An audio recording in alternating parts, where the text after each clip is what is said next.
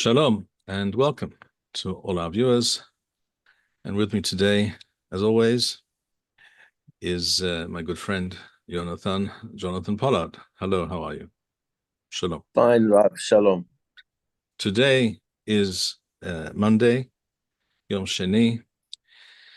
Being evening, it is now Kaf He B'Mar Heshwan, the 25th of the month of Mar Heshwan, Tau Shin Pei He, according to our calendar. And that corresponds to the 25th of November 2024, according to the Gregorian calendar. And I believe that you wished to begin with the ongoing and outrageous Elie Feldstein scandal that some of our viewers may be familiar with and others may not. So perhaps you should begin at the beginning. The beginning involves a young reserve officer who came across a document that he was shocked and outraged to find out had not been passed to the prime minister.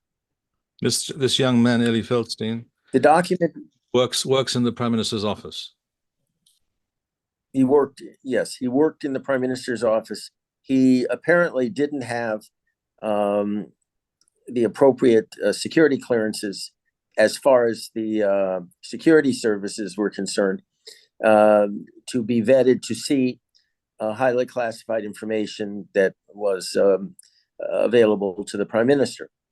But the prime minister believed in him, that he was a good, loyal, patriotic citizen, a Jew, and took him along to meetings and speeches, etc.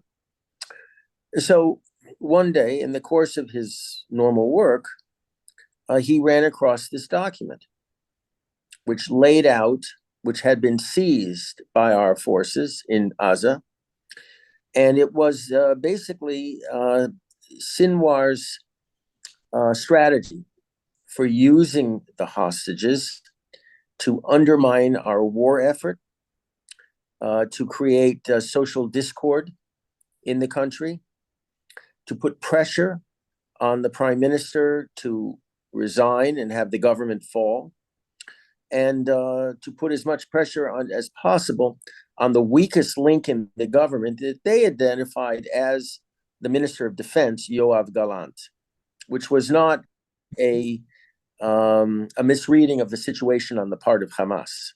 They understood, not at all. Right, that he had political ambitions to unseat the prime minister and to become the darling of the left, if you will, because of his concern for the hostages and his feeling that the liberation and repatriation, the freedom, if you will, of the hostages superseded victory over Hamas. So this was a very important document because it basically justified everything the prime minister instinctively knew was going on with Hamas's manipulation of the hostage issue. As I've said on several occasions, they had successfully weaponized the hostages to take advantage, if you will, of our love for one another. And they were joined in this effort by the left, who had figured prominently in the anti-judicial reform movement. So he apparently showed this to the prime minister. From what I understand from the media, he showed this document to the prime minister, who was equally horrified. Which proved that Netanyahu was correct all along, as were all the other people, including the two of us, who said on many occasions that Hamas and Sinwar May he rot in hell. Shem Roshaim Yirkov had no I mean, interest ever in any kind at of all, hostage deal. none whatsoever. It was quite clear, in fact, that we were never going to get all of the hostages back. That was very clear. And that they were going to use this process to initially get us out of the Philadelphia corridor, their oxygen vent, basically, so they could get resupplied and move back and forth, and then to leave Gaza entirely, essentially handing them a victory, Hamas. Okay, these were things that apparently the prime minister instinctively knew. And there was a fight at the time within the government between the office of the prime minister and the Kiryat, the Ministry of Defense, over whether or not to stay in the Philadelphia corridor, with the leftists in the Kiryat basically saying we don't need the Philadelphia corridor anymore because Hamas is finished. They don't represent a military threat anymore, which was a blatant lie then, and it's a blatant lie now. So what happened was they overclassified this document, which in effect suppressed it. And by withholding it, they prevented the prime minister from explaining to everybody that his assumptions were based on facts. And so they suppressed it not only from the prime minister, but from the people of Israel as well. And when this case first blew up, my first question to many of the editors-in-chiefs in Israel is, you're asking the wrong question. I want to know who classified this document at that level. Who was it? But I'm ahead of myself. So what happened to this fellow, Elie Feldstein, this young officer, was when he couldn't get anybody here in Israel to publish it, this document, because apparently the censors in the media absolutely forbade it being publicized. Apparently, he provided it to a German newspaper, Bild, it's actually a magazine, and to the Jewish Chronicle. And when that came out, the prime minister immediately asked the censor if he could discuss it. This is an old technique that's used, that if you can't talk about a classified matter, you leak it overseas. And because it's already out and published, they usually look the other way. In many cases, they look the other way and they say, go ahead and talk. There have been many other cases where, even though it was published overseas, they still forbade anybody in this country from talking about it. Okay, so the prime minister was given permission to talk about it, so it wasn't that critical, in terms of the security level, and it fully justified his position on the hostage negotiations and on the critical need to maintain our presence, not only on the Philadelphia corridor, but on the Netzarim corridor and in Gaza in general. Now, apparently, the powers that be, what you and I and many other people in the know call the deep state, apparently swore blood revenge on this young man and arrested him and several others. And what they're doing to him, this Elie Feldstein, right now, in my opinion, represents a clear and present danger to the health of our democracy. Now, let me back up for a second. A lot of people have actually come to me to talk about the similarities and the dissimilarities between my case and Elie Feldstein's. Feldstein. There is a well-known tactic used not infrequently, in order to circumvent censorship matters, and that is to leak certain information to a foreign press outlet, a foreign media outlet, and they publish it, and they're not required to follow Israeli military censors' orders. And then once it's out there in the world, then a person in Israel can more easily find himself get permission to speak about that same topic, and that's what happened in this case. So it was published by the Bild and the Jewish Chronicle in England, and then Netanyahu was able to speak about it, and he did begin to speak about this document. Correct. Okay. Which basically justified his intuitive understanding of how Hamas was using the hostage issue to win, to divide Israel, to prevent us from winning the war against them, and from ultimately succeeding in ejecting us from Gaza. Many people have come to me in the intervening weeks since Feldstein's arrest, and have pointed out the many similarities and some of the glaring dissimilarities between my case and his case. And it's worthwhile just for a moment kind of reprising what my case was about.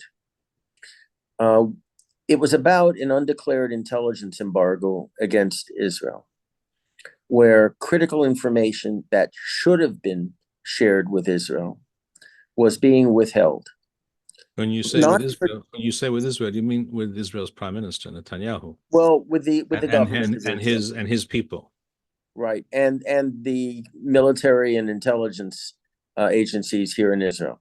So, in other words, we're talking about an intelligence embargo by the Israeli deep state that cannot abide Netanyahu.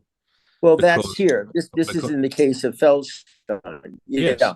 But in my case, it was a violation of a solemn agreement between the two countries to share intelligence. I see. You were referring to your case. Okay, yes. and right. And this was intelligence that was of critical importance to the state of Israel.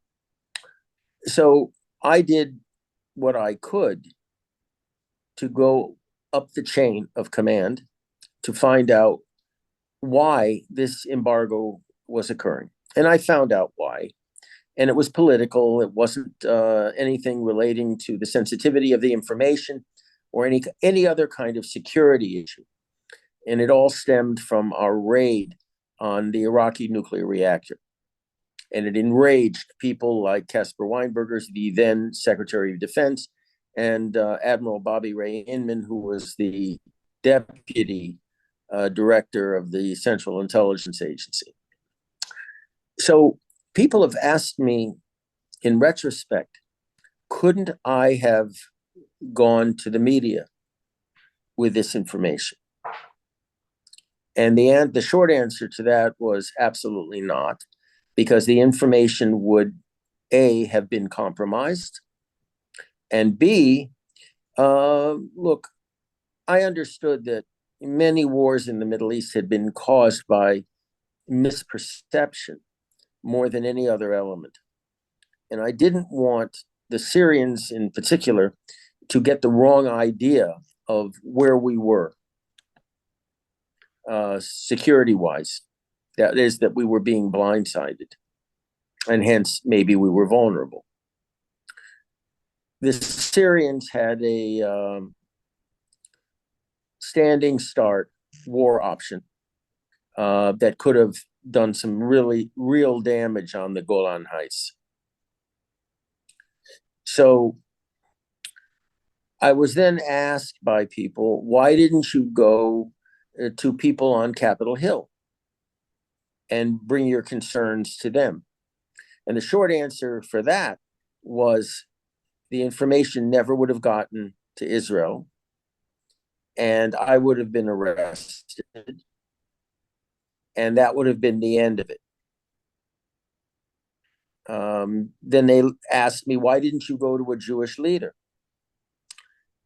And I related a story where I asked the top Jewish leader in the country who came to visit me in prison, what if I had come to you with my concerns, with proof to back it up? And he said, I would have listened to you patiently, given you coffee or tea, and had my secretary call the FBI to arrest you because I would have considered you to be an agent provocateur. So the safest thing I could do, because since I was concerned with maintaining the security of this information, and at the same time making sure it got to its appropriate recipient in Israel, is I became an Israeli agent. Now, during my ordeal, I was tortured pretty badly. I'm basically 100% disabled now if I don't take certain medications and do some other things. I was subjected to being buried alive, basically, in a prison that was pretty close to sensory deprivation. I didn't see anybody. I didn't talk to anybody. I had no phone calls, nothing to read, nothing to write, no recreation, nothing. And that was for 7 years. That was to get me to talk and to cooperate. And then when that didn't work, I was put in a killing field, what we called a gladiator school, where many people died around me. And death was a constant threat. Can you perhaps explain to the audience what you mean by a killing field or a gladiator school or what have you?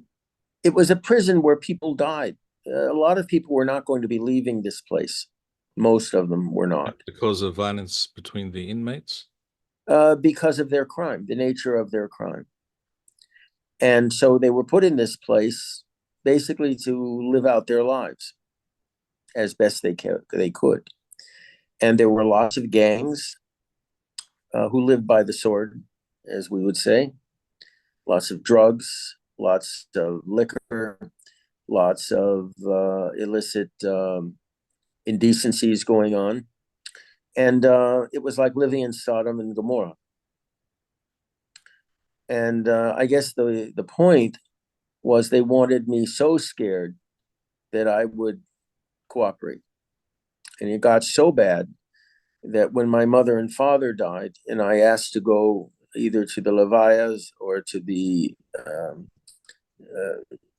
Shivas, that I was told that there was a condition that I talk and cooperate in implicating innocent people, basically the American Jewish leadership. What they wanted me to do, the deep state wanted me to do, was help them decapitate the American Jewish leadership. And these were people I knew were betraying me at the time by calling for my head, because I had been a shanda for the goyim, as they said. I was an embarrassment to the Jewish community. But I was raised not to moser another Jew, not to betray another Jew, no matter what.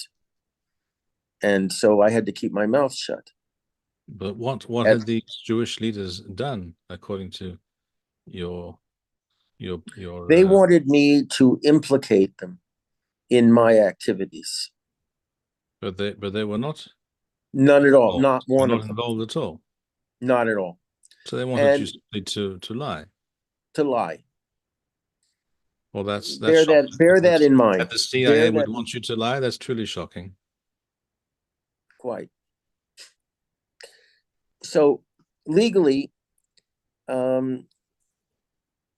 basically every constitutional safeguard was waived in my case. And I could spend hours describing point by point what that meant, but suffice it to say that every protection that an ordinary prisoner would receive was waived in my case. The judge, the sentencing judge, saw me in my condition after 6 weeks. I had a hole in my head. I have a plate now, but there was a hole in my head. My back was broken in 4 places. From what? What do you mean you had a hole in your head? I've been bashed in. By other prisoners? No, by the interrogators. Oh, I see. This was 6 weeks of interrogation. My ankles were broken. My knees were broken. I mean, I was busted up pretty badly. All to get me to cooperate. So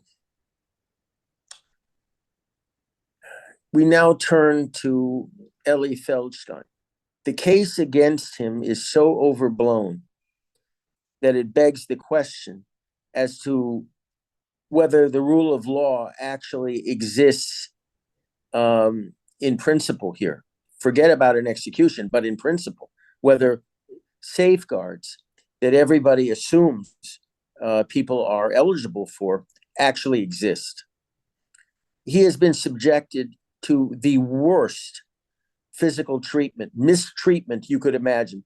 Mistreatment, I might say, that has really not even been meted out to the Nukba terrorists who committed such heinous actions against our people on October 7th.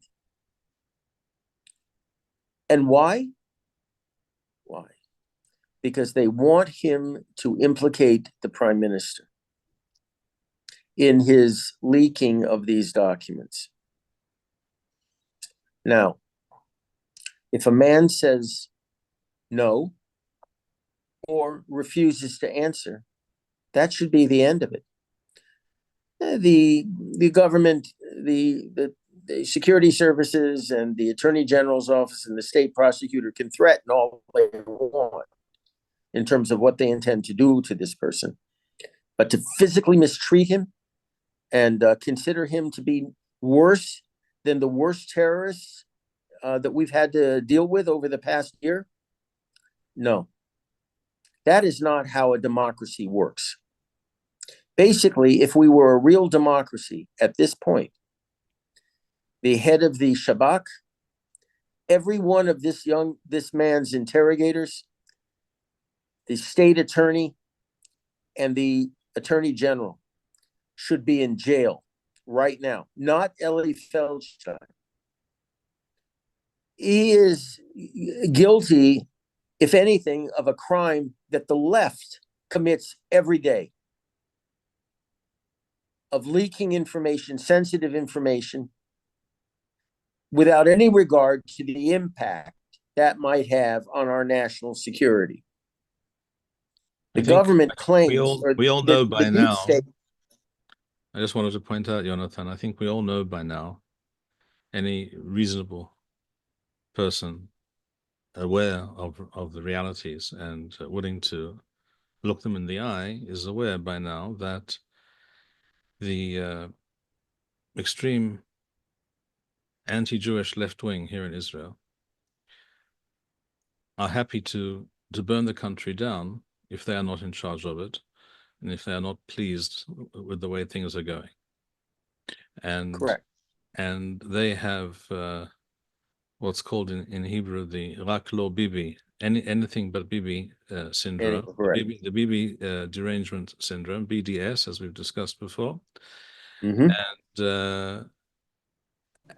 all that interests these people is bringing Netanyahu down. I'm not saying that by any means. I'm not saying that because I necessarily think he's the right person or the best person to lead the Jewish Nor people. do I. But he is the person who was elected democratically, and he and his party at this point in time, according to all the polls that I've seen,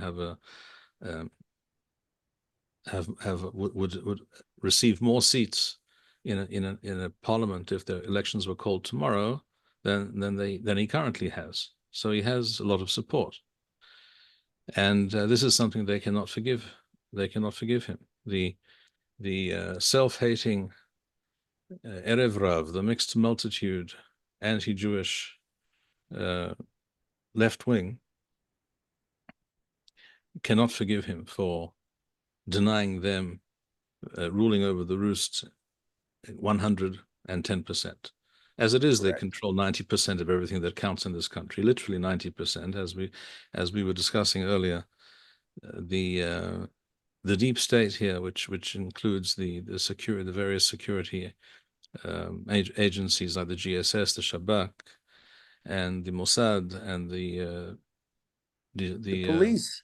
The police, and the Attorney General, and the juristocracy in all its various manifestations, the army, that is to say the general staff, and many other aspects of Israeli society are all united against Netanyahu. And they have been in the business of fabricating quasi-legal cases against him now for, well, if you want to go back a long way, you can go back 20 years, but certainly for the last 8 to 10 years. Correct. And they're all entirely spurious. So this is they took this individual, they tortured him. He was kept, as I understand it, blindfolded, handcuffed, sensory deprivation. He was refused to see he was not allowed to see a lawyer for 10 days. They even put a noose in his cell, a subtle suggestion, if you will, as some kind of a cord which shouldn't have been there, which was it was a noose. It was an actual noose. An actual noose, okay. Mm-hmm. And who knows what drugs they've been giving him. Now, I've been in sensory deprivation for 7 years, and I never experienced during that time what he's going through. So my only assumption is that they are giving him something.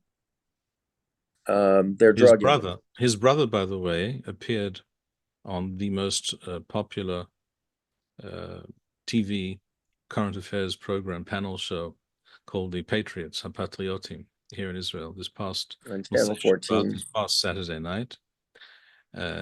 I didn't see it, but I saw a recording of a couple of minutes of it, and in which the brother of this individual, Elie Feldstein's brother, appeared, and he said, "I met him. I was allowed to meet him just the other day.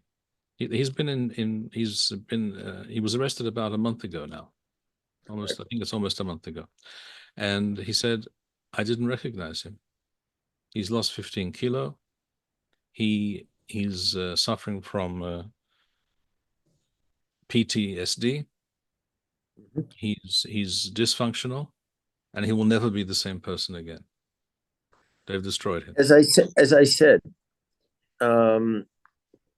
I was in a terrible situation for 7 years, and when I came out, by the grace of God, I wasn't in this kind of deteriorated condition, which suggests to me that he's being given psychotropic medication to make him disoriented, to forget where he is, to forget the past, to feel a high degree of anxiety and fear. This has happened before on 2 other occasions that I'm aware of. One to a Mossad agent and another one to a military intelligence officer who died under very suspicious circumstances while incarcerated here in Israel. This was just a few years ago, as I recall. Correct. And whose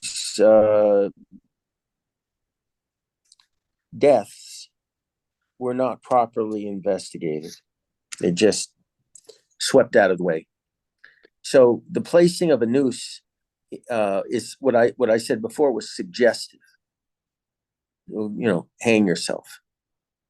And if you don't want to do that, what happens is it sets up a even more anxiety within the person.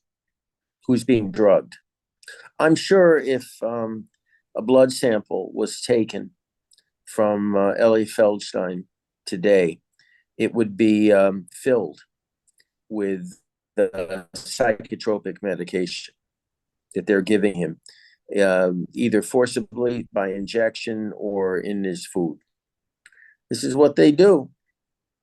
And this is all people stand by. This is all for the noble purpose. All this is this unfathomable cruelty and pure evil is all for the noble cause of bringing down Netanyahu and his government, so that the Jew-hating Erev Rav Jews can get back on their high horse.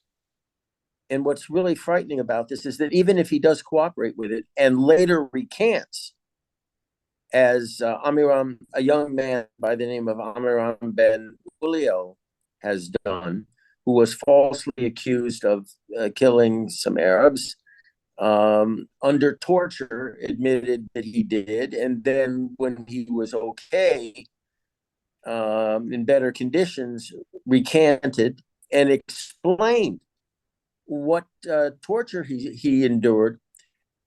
When the case went to the High Court, the Shabak, the Sikhs were used. And lo and behold, the Politburo, the Supreme Soviet, if you will, of the juristocracy, the High Court, in a shocking act of cruelty, acknowledged the legitimacy of torture to extract confessions. It's the only high court in the democratic West that has ever stooped so low as to do that. That decision, so even if that decision runs against Israeli law, of course. Of course it does.